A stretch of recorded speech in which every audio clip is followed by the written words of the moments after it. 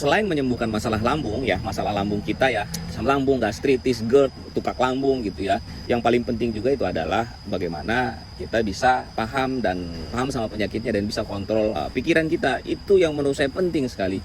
Karena di beberapa orang ini yang cukup lama gitu. Kalau masalah lambung, menurut saya sih bisa cepet gitu ya. Karena saya sendiri dua minggu minum herbal Cina itu, alhamdulillah udah enak lambung saya. Dan teman-teman yang alhamdulillah minum herbal yang saya rekomendasikan yang sama dengan saya juga, banyak yang jauh lebih cepat. Ada yang sehari bahkan udah enakan bang katanya.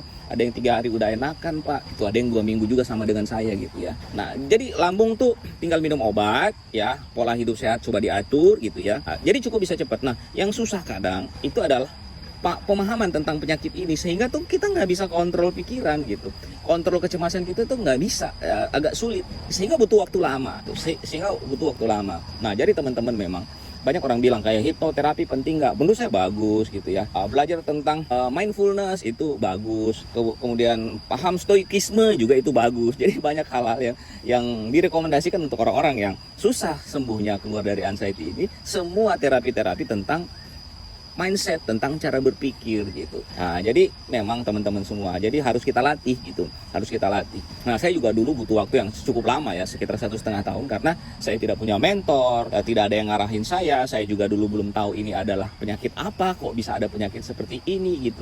Saya justru setelah sembuhnya tuh baru paham bahwa oh ya ada penyakit seperti ini. Nah, makanya saya butuh waktu yang cukup lama, tapi ya saya pikir nggak ada masalah. Dari situ saya banyak belajar gitu ya, belajar tentang pengembangan diri, belajar berpikir positif. Ya nggak gampang memang, tapi memang itu yang harus dilakukan. Nah jadi teman-teman semua, ini bukan cuma soal lambung, tapi bagaimana kita bisa menata pikiran kita dengan cara bagaimana belajar dan paham.